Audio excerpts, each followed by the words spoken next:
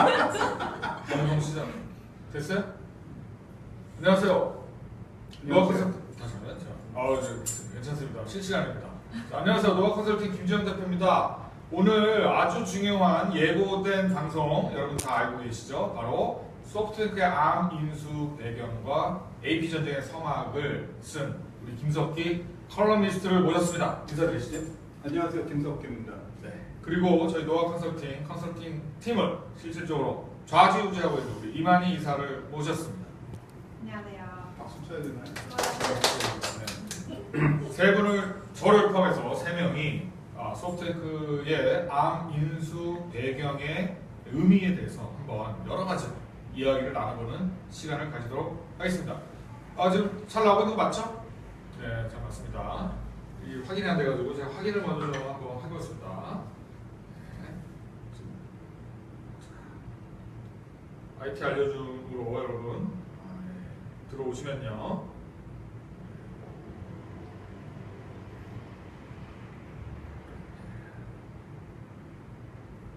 네. 되는 거 맞아요? 네. 지금 방송이 안 나오는데요. 방송 나오고 있는 거 맞습니까? 잠깐만요. 나오고 있는 거 맞습니까? 왜 제 여기 IT 알려주면 안 나오는지 모르겠네요. 네. 여기 나와야 되는데 안 나오네요. 나온다고 믿고. 이제 나온다고 믿고 그러면 하겠습니다. 안 나오면 큰일 납니다. 자, 먼저 소프트뱅크의 암 인수 배경에 대한 부분에서 먼저 암이라는 회사가 어떤 회사인지 이제 모르시는 분들을 위해서 간단하게 저 이만희 이사가 설명을 좀 해주시면 좋겠습니다. 어떤 회사죠? 네, 암은 뭐 칩을 직접 만들거나 하는 회사가 아니라요. 반도체 칩과 관련이 되어 있지만 그 AP라고 하는 애플리케이션 프로세서를 설계한 지식재산권 IP라고 하거든요. 이 IP를 칩 제조사들한테 라이센스로 판매하는 그런 IP 전문 업체다라고 이해를 하시면 됩니다. 네. 근데 이번에 소프트뱅크가 암을 어떤 조건으로 인수를 한 겁니까? 이번에 암의 그 지분을 전량 매수를 한 건데요. 가격은 지금 그 234억 파운드, 우리나라 돈으로 약 35조 원 정도 된다고 보시면 돼요. 이 가격으로 지금 인수를 한 거고요. 이 금액 같은 경우에는 소프트뱅크가 이미 2012년에 스프린트 넥스텔이라고 하는 미국의 통신사를 인수했잖아요. 근데 25조 원 정도였어요. 그러니까 그거보다도 한 10조 원 정도 큰 금액으로 굉장히 큰 금액으로 인수를 그러면 그 정도의 기업 가치가 있다라고 판단했을 것 같은데 실제로 매출액은 그렇게 많지 않은 것 같은데 어떻습니까? 네, 저도 이걸 보고 좀 깜짝 놀란 게 전 세계 반도체 매출의 한 0.44% 정도를 차지하는 1년에 한 10억 파운드 정도의 매출이 돼요. 이게 이제 우리나라 돈으로 지금 현재 환율로 한 1조 5천억 원 정도 수준이거든요. 그러니까 아직 전 세계 반도체 매출의 1%도 되지 않는 거예요. 0.5%도 안 되는 거죠. 그 정도의 작은 매출을 일으키는 회사지만 반도체 시장에 미치는 영향력은 굉장히 큰 회사다라고 알려져 있습니다. 네. 그래서 본격적으로 한번 또 들어가고 있습니다. 오늘 또 이 자리에 허브 줌의 소프트뱅크의 암 인수 배경과 AP 전쟁의 서막이라는 다소 자극적인 이 컬럼으로 엄청난 반향을 일으킨 우리 김석기 컬럼니스트께서 직접 나오셨습니다. 자, 이 인수 배경의 의미 어떻게 해석할 수 있을까요? 일단은 한 가지를 이렇게 생각해 보시면 될 것 같아요. 암이라는 회사가 이때까지는 되게 중립적인 회사였어요. 무슨 얘기냐면 암에서 이 AP에 대한 설계도를 만들면 그게 삼성전자에서 그거를 엑시노스라는 AP를 만들었죠. 애플에서는 A 시리즈의 A7, A9 이런 AP를 만들었고 퀄컴에서는 그걸로 만든 게 스냅드래곤이라는 거죠. 그렇죠. 그러니까 현존하는 거의 모든 스마트폰에 들어가 있는 AP의 기본적인 설계의 구성은 암에서 만든 설계도를 기반으로 거기서 조금씩 고쳐가지고 만든 게 전부 현재 쓰고 있는 그런 AP들이다 이렇게 이해를 하시면 될 것 같습니다. 즉 무슨 얘기냐면 암에서 라이센스를 안 주면 애플에서는 A9이라는 칩을 생산할 수가 없습니다. 그렇죠. 마찬가지로 퀄컴에서는 스냅드래곤이라는 칩을 못 만든다는 거죠. 그렇죠. 그리고 뭐 마찬가지로 삼성에서도 엑시노스를 못 만든다는 얘기예요. 그 얘기는 그 매출액이 중요한 게 아니고 이 업계에서 암이라는 회사가 가지고 있는 그 영향력이 거의 무한대에 가깝다고 봐도 그렇게 큰 잘못이 아니다라는 거죠. 실제로 보니까 그 암에서 직접 이 로드쇼 슬라이드를 만들어서 이제 사이트에 올려놓은 걸 보니까 이 모바일 컴퓨팅 쪽에서는 이 AP 쪽 시장 점유율이 85% 이상이다라고 나오더라고요. 근데 보니까 인텔 같은 경우에 최근에 모바일 사업 아예 접었고 경쟁사로 일컬어지던 뭐 믹스라는 업체를 이미지네이션 테크놀로지가 또 인수를 해서 이쪽에서는 뭐 이제는 경쟁사가 거의 없을 정도로 독점 사업자라고 하더라고요. 자, 그러면 뭐 이어서 조금 더 말씀을 좀 정리해 주시면 어떨까요? 그래서 지금 여러 가지 예측들 하고 있어요. 대표적인 예측 중에 하나는 기존에 있는 어떤 칩 메이커 또는 벤더들 이런 사람들의 예상은 소프트뱅크가 그걸 인수했다 그래서 당장 어떤 일이 일어나지는 않을 거다. 뭐 중립성 이슈가 되게 중요하다고 얘기하는데 그거는 냉정하게 얘기하면은 실제로 그렇게 될 것이다라고 예측한다기보다는 그분들의 그냥 바램일 뿐이다라는 거죠. 실제로 어떤 일이 일어날 수 있을지는 아무도 예측할 수가 없다라는 겁니다. 산놈 마음이니까 그죠. 그렇죠. 또 한 가지가 IoT에 대해서 뭐 투자를 할 거다 이런 얘기도 되게 많죠. 여러 가지 개연성은 분명히 존재합니다만 손정희 회장이 어떻게 할지는 사실 아무도 모른다라는 겁니다. 근데 중요한 건 뭐냐면 손정희 회장이 그걸로 뭘 할지는 모르겠지만 그냥 이쪽 업계에 핵폭탄 하나 손에 쥐었다라고 생각하시면 돼요. 그러면 그걸 터뜨릴지 말지는 알 수가 없지만 그걸로 뭘 하든 어쨌든 영향력은 충분히 발휘할 수 있다라는 겁니다. 만약에 마음 먹고 특정 업체를 하나 키운다든지 특정 업체를 하나 없애버리겠든지 이런 것들이 다 가능해지는 그런 상태라는 거죠. 자, 그거 굉장히 좀 극진적인 사실 이야기할 수도 있고 어떻게 보면 맞습니다. 사실 인수한 사람의 우리가 속까지는 들여다볼 수가 없기 때문에 근데 업계의 바람과 희망은 말씀하신 대로 모든 스마트폰 제조사든 칩 제조사든 간에 암의 IP가 없으면 만들 수가 없은 현재까지는 그렇죠. 거의 뭐 스마트폰과 관련된 대부분의 IP를 다 암이 제공하고 있기 때문에 그래서 특정 기업의 사유 재산화가 되면 기본적으로 중립성의 원칙에 conflict of interest라고 하죠. 이 이해관계의 상충 때문에 다 절대로 암의 사업이 지금처럼 갈 수 없을 것이다. 근데 그거는 김석기 컬럼니스트의 말씀대로 그거는 그 법계에서 보는 하나의 바람 아니냐. 그렇죠. 바람인 거죠. 어떻게 될지는 누구도 장담할 수 없다라고 하는 게 기본적인 입장이다. 그러니까 업계가 망가진다는 얘기는 뭐냐면 그만큼 손정희의 소프트뱅크에서 예를 들어서 칩 벤더를 하나 사고 뭐 그거를 밀겠다라고 생각하면 당연히 그만큼의 매출만큼 기존 업체에서는 매출이 빠진다라고 보시면 되는 거예요. 어차피 뭐 지금 1조 5천억 정도 매출을 하는데 특정 업체, 특정 제품의 소프트뱅크의 네트워크를 활용해서 더 많은 매출액을 올릴 수 있다면 기존의 중립성이고 뭐가 그냥 모르겠고 그쪽으로 갈 수도 있다. 그게 산 사람의 마음일 수도 있지 않겠느냐. 그렇죠. 그 속을 누가 알겠느냐. 네. 지금 그게 어떻게 보면 아무도 예측할 수 없기 때문에 누구도 그렇게 장담할 수 없다. 이렇게 얘기하는 것입니다. 자, 그러면 거꾸로 또 최근에 또 언론에서는 그럼에도 불구하고 자, 그러면 그런 희망과 바람 중에서 그나마 IT 업계 전문가들이 얘기하고 있는 그 몇 가지 방향들이 있잖아요. 이럴 것이다, 저럴 것이다. 이런 것들을 주로 어떤 쪽으로 좀 몰려가고 있죠? 저희가 이 보고서도 일단은 그 임시 버전이긴 하지만 팩트들을 정리해가지고 링크에도 올려놨잖아요. 그렇죠. 네, 링크.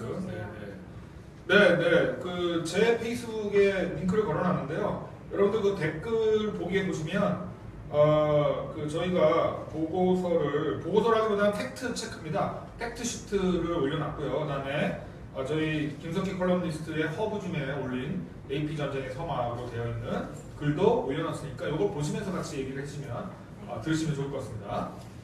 네, 저희가 정리한 내용에서는 일단 저희가 암을 인수한 이유가 뭘까라는 측면에서 일단은 가장 중국적으로 여러 곳에서 나오는 얘기들, 전문가들이 이제 하나같이 하는 얘기들이 IoT 관련해서 이 소프트뱅크가 생각하는 향후의 성장 전략 방향성과 암이 또 그동안 준비하고 있었던 것과도 일맥상통하기 때문에 그런 면에서의 이제 시너지를 생각하고 함께 가는 게 아니냐 이런 얘기들이 되고 있어요. 그래서 소프트뱅크 같은 경우에 특히 IoT뿐만 아니라도 페퍼라고 하는 또 로봇을 가지고 있잖아요. 페퍼를 IoT 허브로 삼아서 향후에 이제 다양한 IoT 기기를 컨트롤하는 그런 기구로 삼고자 하고 거기에는 사실 요즘에 얘기하는 빅데이터라든지 인공지능이라든지 하는 모든 그 차세대 기술들이 집약이 되어 있거든요. 그것들을 하는 데 있어서도 사실 기술적으로 최하단에 있는 칩셋 부분의 경쟁력을 가져가는 게 상당히 중요하다고 판단을 했을 것이고 그런 면에서 어떻게 보면 이제 이렇게 전문가들이 언급하는 내용은 굉장히 이제 소프트하게 해석이 되는 부분들이 좀 있는 것 같아요. 경쟁력 차원에서 시너지를 낼 수 있을 것이다. 그렇죠. 그래서 IoT, AI, 로봇 생각할 수 있는 그냥 사실 일반적인 디바이스가 다 발현될 거고 그 디바이스에는 이제 AP가 들어가야 될 것이고 그러면 암의 이런 그 애플리케이션 프로세서나 CPU와 관련된 다양한 IP가 활용이 될 거고 그러니까 상상할 수 있는 정도의 수준으로 이제 전문가들이 얘기하고 있는 것 같다고 생각이 됩니다.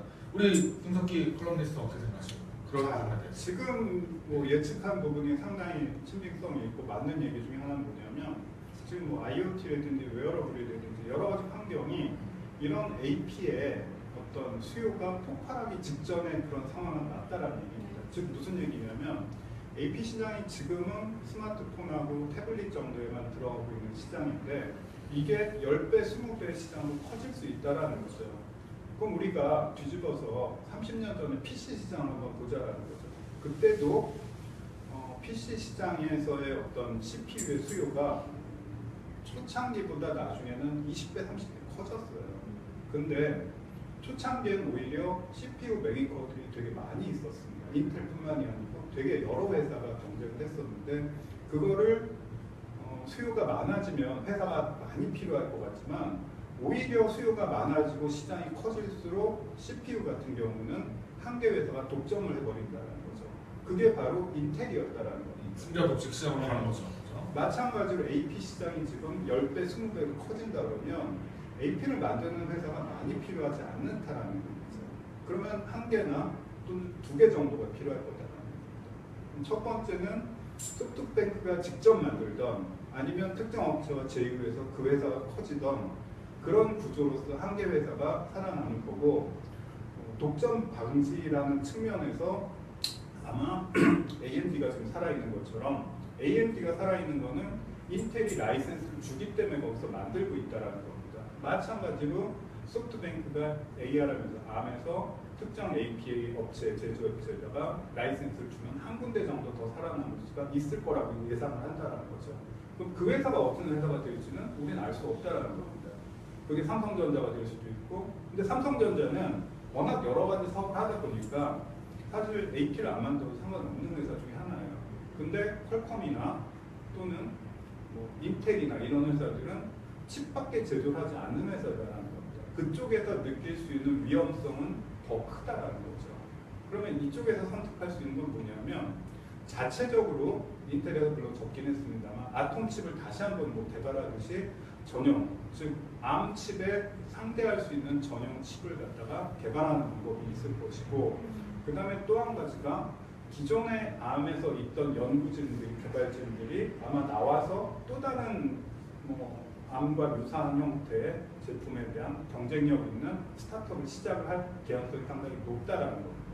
그리고 그런 부분들은 아마 소프트뱅크나 암의 경쟁 회사에서 충분히 지원하고 키워나갈 개연성도 되게 높다라는 거죠. 그렇겠죠. 네.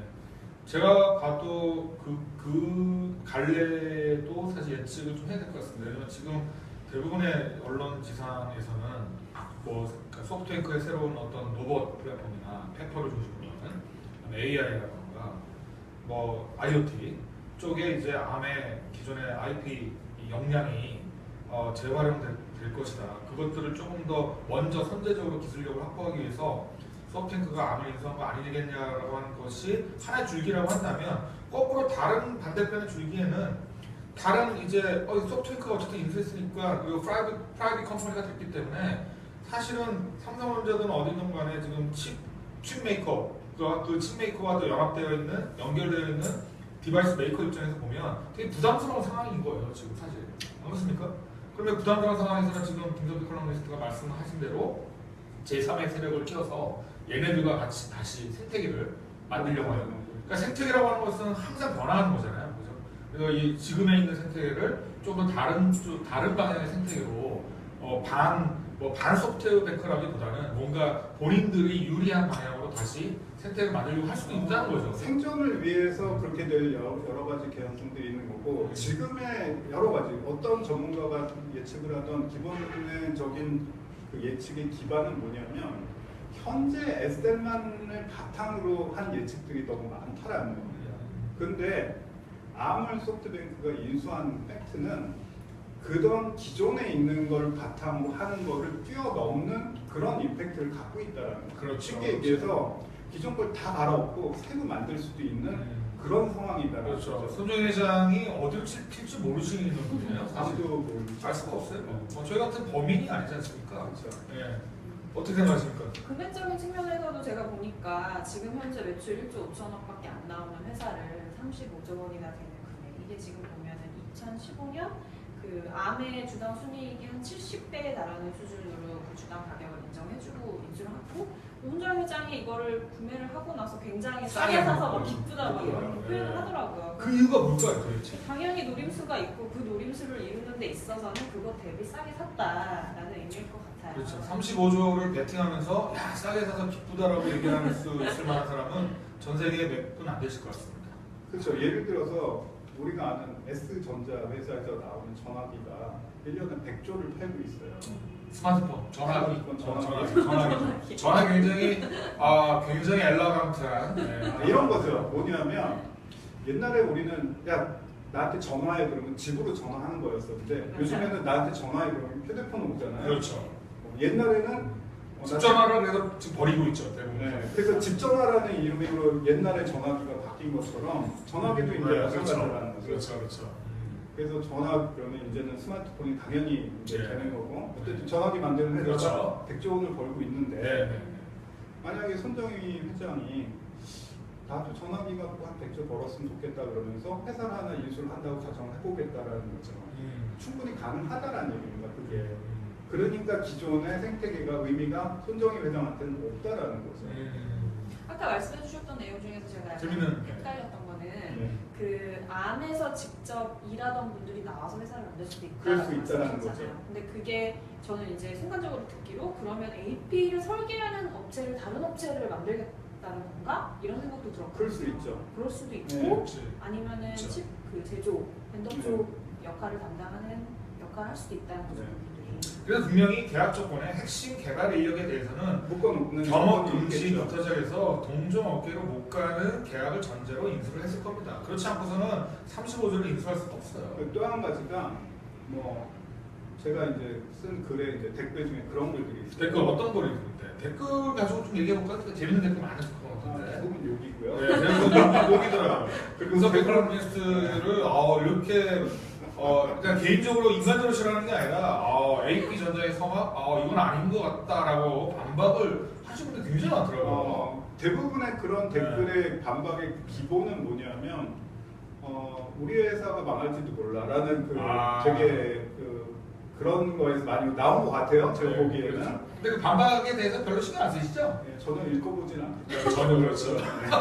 읽어보지 않습니다. 앞으로는 저는 읽지 않습니다. 네. 근데 핵심적인 것 중에 하나가 뭐냐면 뭐 그거 AP 그냥 뭐 만들 줄 아는 기술자들 여러 명 모여서 만들면 되는 거 아니냐라는 얘기가 몇 개 있었어요. 근데 자 이렇게 생각해 보시면 돼요. 제가 아는 아까도 처음에 얘기했듯이 모든 회사가 칩을 만드는 회사가 암에서 기본 쉽게 설계를 받아다가 자기네가 애드온 해가지고서는 자기네 칩을 만든다고 했잖아요. 네네네. 국내 모 회사는 똑같이 그렇게 받아서 하는데도 불구하고 열이 너무 많이 나는 거예요. 발열이. 그리고 저전력으로 유명한 네. AP가 비석이 없어요. 그러면 기본 설계도를 받아가지고 자기네가 제조를 하는데도 열을 갖다가 이렇게 처리를 못하는 제어를 못하는 정도인데 그걸 생짜로 처음부터 만들어서 개발하겠다? 그거 되게 쉽지 않은 이야기다. 절대 단기간에는 일어날 수가 없습니다. 근데 뭐 만든다 그래도 훨씬 퍼포먼스가 낮은 수준으로밖에 만들 수가 없다라는 거죠. 맞습니다. 그래서 뭐 S전자 같은 경우에도 원래 그 시스템 LSI 쪽 사업 부분에서 그 저 자체 AP를 만들어서 적용했을 때 발열량이라던가 뭐 이런 것들이 굉장히 심해서 못 쓸 정도였는데 최근 들어서 뭐 좀 쓰고 있는 거 아니겠습니까? 이게 시간이 좀 걸린다는 거예요, 사실 AP 설계 자체가. 모 회사 같은 경우는 전화기가 가장 큰 문제가 사실 발열 문제를 못 잡아서 지금 제대로 안 팔리고 있는 그런 회사도 있거든요. 네. 그런 경우에 뭐 이런 거죠. 발열을 줄이기 위한 방법은 뭐가 있냐면 퍼포먼스, 성능을 낮추는 방법이 있습니다. 그렇다고 성능을 높이면 열이 많이 나와요. 그게 결코 쉬운 문제는 아닙니다. AP라는 그렇죠. 그게 AP의 설계와 IP 디자인에 대한 이게 축적된 경험이 없으면 사실은 쉽지 않다는 거죠. 그래서 암 같은 경우도 언제부터 시작했냐면 1985년부터 시작했어요. 85년부터. 굉장히 오래된 회사입니다. 그렇죠? 그 회사가 처음에 만든 시초가 애플에서 지분을 상당히 가지고 있었더라고요. 처음에는 뭐냐면 애플이? 네, 애플이 원래는 15% 정도. 그게 조인트 벤처였어요. 그래서 영국에서 세 개 회사를 조인트 벤처로 시작했고 VLSI하고 애플하고 한 군데가 어디였더라? 뭐 하여튼 세 군데가 했고 처음에 만든 제품이 뉴튼이라는 뉴튼도 레시제 최초의 PD라고 얘기하는 애플에서 만든 그 CPU를 만들기 위해서 그 회사가 처음에 설립이 됐고 스티브 잡스가 그러면 의도적으로 설립을 하잖아요. 스티브 잡스 전에 잔 스칼리가 잔 스칼리가 만들었죠. 그래서 스티브 잡스가 복귀하자마자 뉴튼부터 없어졌죠. 맞습니다. 그 일화들이 유명하죠.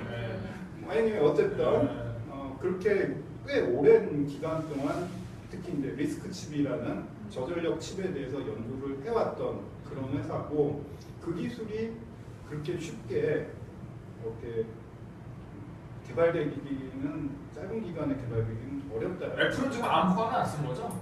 자체죠? 암코어를 쓰고 있죠. 암코어 기반 A9이지. A9. 그러니까 결국 암이라는 회사는 거의 전 세계 모든 스마트폰에서는 안 쓸래야 안 쓸 수 없는 AP 코어를 다 실제 거의 IP 90% 이상을 쓰고 있다고 봐야 돼요. 그다음에 나머지 10%는 중국에서 만든 저가 그렇죠. 이런 거 미디어텍 계열이나 퍼포먼스가 안 나기 때문에 하이엔드 프리미엄 폰에서는 절대 쓸 수가 없고 중가폰 정도도 못 가요, 사실은. 그래서 뭐 CPU, 뭐 GPU 이쪽의 코어 IP를 사실 암이 다 잡고 있는 상황이라고 보면 되겠습니다. 자, 그래서 이제 뭐 한번 또 마지막 또 정리 좀 하는 모드로 좀 들어가야 될 것 같은데.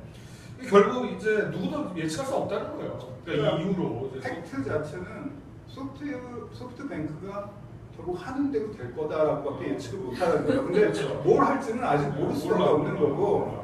근데 기존 어떤 생태계에서 바람은 그냥 내버려 뒀으면 좋겠다. 지금처럼 그냥 중립을 유지해 줬으면 좋겠다는 그건 그들의 바람일 뿐인 거지. 실제로는 그럴지 안 그럴지는 그거는 알 수 없다. 손정희 회장의 마음이기 때문에 우리는 알 수 없다라는 거예요. 저는 좀 궁금한 게 로열티로 그동안의 대부분의 매출을 벌어들인 거고요. 말씀드린 것처럼 1조 5천억 원 정도를 벌어들인 건데 그게 뭐 개당 10센트? 이 정도 수준으로 굉장히 낮게 받고 대신 시장 그 점유율을 생태계를 확대시키는 데 집중을 해왔다 이런 표현이 있더라고요. 근데 그게 다른 업체들 비교해서는 얼마나 저렴한 수준인 건지 왜 그동안 이렇게 저렴하게 정말 좋게 말해서 생태계 확장이라고 얘기하는데 그러니까 거의 그동안은 약간 자선 사업까지는 아니지만 굉장히 어떻게 보면 공익적인 가치를 더 강조해서 이 업체가 만들어진 것 같아요. 실제로 소프트뱅크 말고도 여러 회사에서 암을 몇 년 동안 인수하고 싶어 했어요. 애플도 인수하고 싶어 했고 뭐 했었는데 안 된 이유가 뭡니까? 암의 창업자들의 철학이었죠, 사실은. 우리는 안 간다. 우리는 중립적으로 있겠다라고 계속 해왔는데 천명을 해왔는데 근데 되게 굉장히 익셉셔널 케이스네요. 그래서 요번에 산 거에 대해 사람들이 더 놀래고 있는 거죠. 이렇게 안 판다고 얘기를 해오던 회사가 갑자기 소프트뱅크에 팔았다는 얘기는 그래서 더 충격적인 사건이었고요. 제가 보기에는 그 손정인 회장의 특유의 그 인간에 대한 어떤 친화력 뭐 이런 것도 작용하지 않았을까요? 근데 한 번 인수하고 싶은 업체는 정말 몇 년이 돼도 공을 들인다고 하더라고요. 사람을 만나서 설득하기도 하고 친해지기도 하고. 거의 뭐한 2주 만에 네. 2주 만에. 네. 근데 제가 개인적으로 손정 회장을 잘 만나본 적이 없어서 잘 모르겠어요. 모르겠습니다. 그 양반을 만나면 아주 정말 가보로 사진을 가보로 보여줄 정도로. 근데 이게 무슨 소리입니까? 촬영 기사. 약간 그래서 저는 2주 만에 결정했다고? 이거 네. 제가 보기에는 그래도 한 몇 년을 공들이지 않았을까요? 선생님, 왜냐면 그 전에 매각을 뭘 했냐면 알리바바 저거 슈퍼셀. 슈퍼셀 알리바바도 아니, 지분 일부를 지분 일부를 정리했죠. 그러니까 네. 그게 사실은 모두 다 계획된 매각이었고 그리고 실제로 한 달 전에 원래는 은퇴하겠다 그랬다가 은퇴하겠다고 반복했고 그 1년의 과정이 제가 보기엔 거의 1년, 2년 안에 사이에 계속해서 꾸준히 뭔가 교감이 일어나지 않았을까. 그 교감의 이 정점이 사실은 2주 안에 후다닥 된 거지. 그 2주 동안의 모든 이벤트가 일어나기 전까지 공을 1년 이상 들었을 거다라고 하는 게 저희 기본적인 가정인데 그렇기 때문에 1년의 사건들이 쭉 일어나는 거죠. 알리바바의 지분을 일부 팔고 그다음에 슈퍼셀의 지분 왜냐면 그거 팔 때 사람들이 다 의심했어요. 저 왜 팔지?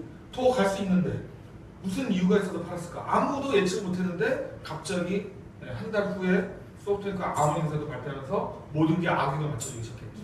그러면서 저는 그 모습을 보면서 대단하다. 이거는 거의 1년, 2년을 준비한 게 틀림없다. 근데 아까 얘기한 대로 김석희 컬럼니스트가 얘기한 대로 철학이 중립성을 지키기 위해서 생태계 가치를 굉장히 높게 보던 암의 이 창업자들이 소프트뱅크의 어떤 비전에 동감이 됐을까? 그게 너무 궁금한 겁니다. 그게 좀 얘기 좀 해주시죠. 비전 뭘까요? 그건 저도 모르겠어요. 솔직히 그래도 그냥 뭐 생각나는 대로 한번 오늘 얘기해 보시죠. 본인이 소프트뱅크 손정희 회장이라면 어떤 비전을 창업자한테 제시했을까요? 어렵습니다. 어렵습니다. 네. 이만희 이사는 어떻게 생각하십니까? 제가 알겠나요? 저도 잘 모르겠지만 일단은 뭐 그래도 한번 씹으려 봅시다. 얘기해 봅시다. 암 같은 경우에는 뭐 제가 그러니까 그 암의 인베스터 릴리즈 자료를 좀 봤거든요. 이렇게 보면은 봤어요, 그렇죠. 모바일 방송 좀 하셨네요. 네. 모바일 컴퓨팅 쪽에서도 물론 앞으로 계속 잘 하고 싶은 암의 목표가 나타나 있지만 아까 뭐 AI 얘기 드리려다가 제가 제대로 말씀 못 드렸던 부분이 뭡니까? AI는 결국 뭐 빅데이터, 클라우드가 다 기반이 되어야지만 기반 기술을 상에서 발전이 될 수 있는 것이고 거기에 이제 그 데이터 센터 상에 또 서버에 들어가는 칩의 기능이 또 되게 중요한 거 보더라고요. 근데 지금 현재 시점에서 암이 그 시장이 굉장히 약하죠. 약해요. 그런데 이제 상대적으로 인텔이 이 시장에서는 더 잘하고 있는 상태이고요. 그렇기 때문에 암의 입장에서는 이 시장을 좀 더 잘 공략해야겠다는 목표가 있을 거고 아까도 말씀드렸지만 페퍼라든지 페퍼도 상당히 그 인공지능 기술이 잘 결합이 되어 있는 로봇이라고 제가 얘기 들었어요. 어느 정도냐면 페퍼가 기기마다 다 감성이 있기 때문에 만약에 제가 페퍼한테 맨날 욕을 하고 페퍼를 못 사게 구면 그 다음부터는 저한테 인사도 안 하고 저를 이제 미워하기 시작한다고 하더라고요. 그 정도로 인간처럼 뭔가 감성적으로 발전할 수 있는 AI 기능이 이미 소프트뱅크에서는 상당 부분 연구가 진행이 되었다는 거죠. 그렇다 보니까 그런 부분에서 이제 시너지를 일단은 생각을 하고 암의 창업자들이 아무래도 그런 비전을 많이 어필했을 것 같아요. 손정희 회장이. 그 얘기는 결국 기존의 스마트폰 시장에서는 거의 공고히 1등 자리를 구축하고 있지만 미래에는 다양한 디바이스로의 확장이 필요한데 소프트뱅크의 손정희 회장이 와서 창업자들 앞에서 아마 프레젠테이션 했을 것 같아. 자, 내가 보는 20년, 30년 후에 세상은 이렇게 변할 건데 지금 당신들은 요 정도밖에 하고 있지 않느냐. 차라리 우리가 이 비전을 만들어 보자. 그러니까 첫 번째이지 않았을까. 두 번째는 그러면서 당근으로 프라이빗 컴퍼니로 하고 당신들이 하고 싶은 거 전폭적으로 지원해줄게. 그래서 명분에 발표한 거 보니까 5배로 뭔가 키우겠다. 그 다음에 연구 인력 더 지원해주겠다. 그 얘기가 결국은 이 사람들한테는 오히려 더 큰 당근책과 유인책이 되지 않았을까. 충분히 가능한 얘기라고 생각하고요. 지금 1조 5천억 원인데 네. 손정희가 이렇게 얘기할 수 있다는 거죠. 그거 100배로 늘려줄게. 그렇죠. 매출을. 네. 그리고 그 100조 원 갖고 얘기한 대로 그런 것들이건 뭐 인공지능이건 뭐든 하고 싶은 거 다 해. 이렇게 얘기할 수 있다라고 생각합니다. 그렇죠. 그 비전이 네. 창업자와 이제 공고하게 만들어졌으니까. 근데 우리가 이제 고민하는 게 이제 기존 업체가 고민하는 게 그런 거라는 거죠. 그럼 100조는 어디서 나올까? 그 기존 업체의 결국은 매출일 수밖에 없다라는 겁니다. 그렇죠. 그런 또 트레이드오프 관계가 있는 것 그렇죠. 같아요. 당연히. 네, 그렇습니다. 자, 뭐 정해진 시간 30분을 저희가 훌쩍 넘어서 이제 자, 우리 촬영 기사님, 지금 댓글 시청자 수와 댓글 올라오고 있는 거 없습니까? 댓글이 없어요. 지금 시청자 수 몇 명입니까?